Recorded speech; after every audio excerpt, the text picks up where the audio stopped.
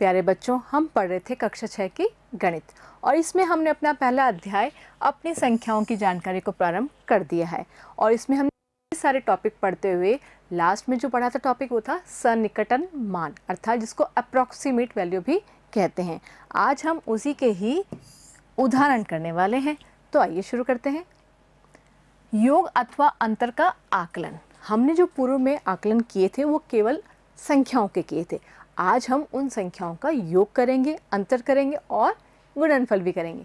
तो देखिए, पहला उदाहरण है हमारा 5290 प्लस 17986 का आकलन कीजिए।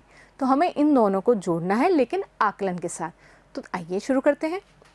हम निकटतम हजारों तक सन्निकटित करते हैं, अर्थात यहाँ पर पे अगर हम देखें तो अधिकतम जो इकाई, दहाई, सैकड़ा, हज़ार, 10,000 और इकाई, दहाई, सैकड़ा, हज़ार, तो यहाँ पर कॉमन क्या आ रहा है? अधिकतर हज़ार आ रहा है, तो हम हज़ार को लेंगे। वैसे भी जब आपको कुछ पाबंदी नहीं लगाई जाए कि दहाई तक निकालें या सैकड़े तक निकालें या हज़ार तक निकालें, तो वो जो संख्या अपने आप में सबसे बड़े स्थानीय मान को लेकर बैठी है, आप वहाँ तक सन्निकटित कर सकते हैं। ठीक है, तो यहाँ पर पे 17,986 सन्निकटित होता है।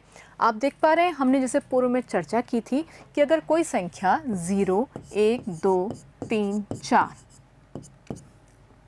तब तो 0 बन जाएगा। खैर 0 को तो लिखने की आवश्यकता ही नहीं है ना, इसको लिखने की आवश्यकता नहीं है। और 5, 6, 7, 8, 9, 5, 6, 7, 8, 9 है, तो वो किसमें बदल जाएंगे? अगले अंक में बदल जाएंगे। यही बात हुई थी ना हमारी। तो यहाँ पर पे हम बात कर रहे हैं हज़ारवें स्थान की। ठीक है, और हज़ारवें स्थान में इकाई, दहाई, सैकड़ा, हज़ार, तो इससे ठीक पूर्व का अंक देखेंगे। हमने पूर्व में बात की थी कि हमें जिस स्थान तक देखना है उस स्थानीय मान से ठीक पूर्व के स्थानीय मान को हम देखेंगे। सिर्फ इतना ही करना है, ठीक है ना। तो ठीक पूर्व का स्थानीय मान कहाँ है? यहाँ पर फिर 9, और 9 हमारे पास क्या है? इस तरफ आ रहा है, अर्थात हमें इसमें एक जोड़ देंगे। तो 17 में हम क्या जोड़ने वाले हैं? एक जोड़ने वाले हैं। हमारा सन्निकटित मान हो जाएगा 18,000। अब बात आती है, मैंने ये क्या लिखा है, तो ये बताने के लिए कि चूंकि आप देख रहे हैं 5290 ये 4 अंकों की संख्या 1000 तक जा रही है, जबकि 17,986 5 अंकों की संख्या 10,000 तक जा रही है। तो जोड़ने में हम चाहे पहले इसको लिखा है, लेकिन पहले हम इसको लिखेंगे और कम अंकों वाली संख्या को नीचे लिखेंगे। आ रही बात समझ में? ये बात को समझाने की कोशिश की गई है। अब हम 5290 की बात करते तो हज़ारवें स्थान पर कौन है? 5, लेकिन 5 को नहीं देखना, इससे ठीक पूर्व के स्थानीय मान को देखेंगे, अर्थात हम किसको देखेंगे? 2 को। तो ये 2 किस श्रेणी में आ रहा है? इस श्रेणी में आ रहा है ना। तो ऐसे में हम क्या करने वाले हैं? कोई परिवर्तन नहीं करने वाले, अर्थात हम इसको 0 में बदलने वाले हैं। और इसी को 0 नहीं बदलेंगे, हमने पूर्व में चर्चा की थी कि पीछे के सभी स्थानीय मानों पे शून्य रखने वाले हैं। तो 5 और 0, 0, 0, ये बन गया 5000। अब हम इन्हें जोड़ लेते हैं।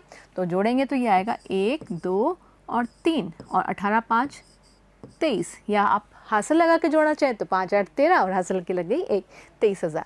तो आंकलित योग कितना हो गया? 23,000। तो शुरू करते हैं हम उदाहरण 2। उदाहरण 2 जिसमें ये कह रहा है प्रारंभ 5673 माइनस 436 का आकलन कीजिए, यानी कि हमें वही अप्रॉक्सीमेट वैल्यू ज्ञात करनी है। तो आकलन के लिए हमें सारे नियम पता है कि अगर हमारा स्थानीय मान 1, 2, 3, 4 ठीक पूर्व का स्थानीय मान, याद है ना, अगर 4 तक है तो वो क्या बना देगा? 0, और अगर 5, 6, 7, 8, 9 है तो ये रिजल्ट देगा +1 को। जानते हैं ना हम इस बात को?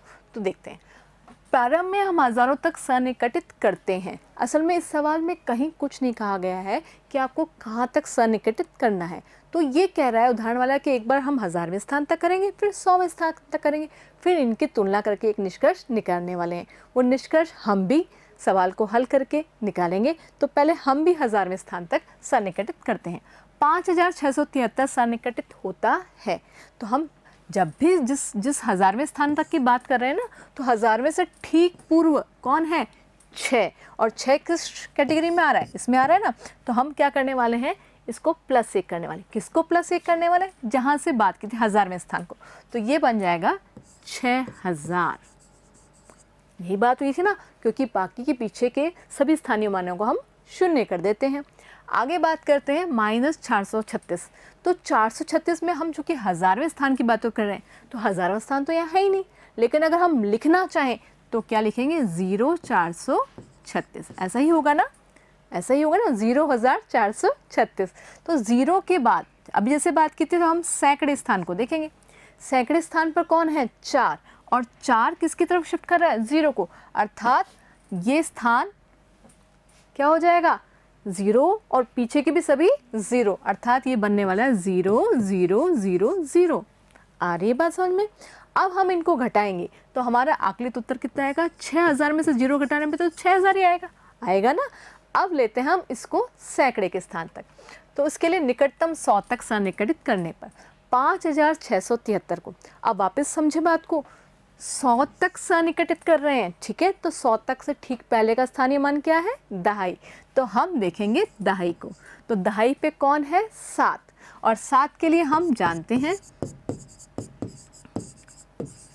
ये सब बातें आपको समझ में आ रही है ना जो मैं बारी बारी लिख रही हूँ, या इसको +1 भी कह सकते हैं, ठीक है। तो यहाँ पर पे जो 7 है वो इस कैटेगरी का है, और ये कैटेगरी करती है एक जोड़ दीजिए किसमें, 100वें स्थान पर। तो हम 6 में क्या जोड़ेंगे, 1, ये बन जाएगा 5 7, और पीछे के स्थानीय मान 0 हो जाएंगे, ये बन गया 5700, ठीक है। और 436 का सन्निकटित मान, तो इसमें भी हमें देखना कौन सा है, दहाई का स्थान। तो 3 किस श्रेणी में आ रहा है, 3 इस श्रेणी में आ रहा है, अर्थात 0 करने वाले हैं हम। 0 किसको करने वाले हैं, पीछे वाले सभी अंकों को, तो ये बन गया 400, ठीक है। अब हम इन दोनों को घटाने वाले हैं, तो 5700 में से जब मैंने 400 को घटाया तो ये आया 5300, समझ में आ रहा है ना। तो अब बात आती है कि इन दोनों में अंतर क्या है। यहाँ पर मान आया था 6000, ठीक है। जब हमने हज़ारवें स्थान तक बात की थी तो आया था 6000, और जब हमने सैकड़े तक बात की थी तो आया था 5300, 5300, ठीक है। तो आप अगर देखें, हम अब आप समझें कि ये तुलना क्यों करवा रहा है। अगर हम इसकी बात करें 5673, इसमें से घटा रहे हैं हम, और घटा करके आकलन करके उत्तर हमारा 6000 है, संभव है क्या, जचता तो नहीं है। ऐसा क्या आकलन जिसमें हम घटा करके भी बड़ी संख्या निकाल रहे हैं, तो ये आकलन हमारा उचित नहीं है, ठीक है ना। और अगर हम इसकी बात करें तो यहाँ पे 5673 में से 436 को घटाया और आकलन यानी कि अनुमान लगाया तो वो आया 5300, जो कि इन दोनों संख्याओं के बीच में है। तो ये हमारा आकलन ज़्यादा उचित है। तो बात समझ में आ रही है, कब आपको स्वविवेक से निर्णय लेना है कि कौन सा उत्तर सही रहेगा घटाने पर या जोड़ने पर, ठीक है ना। तो आप अब आराम से निर्णय ले पाएंगे। मिलते हैं नए वीडियो में नए उदाहरणों के साथ, जुड़े रहिए। धन्यवाद।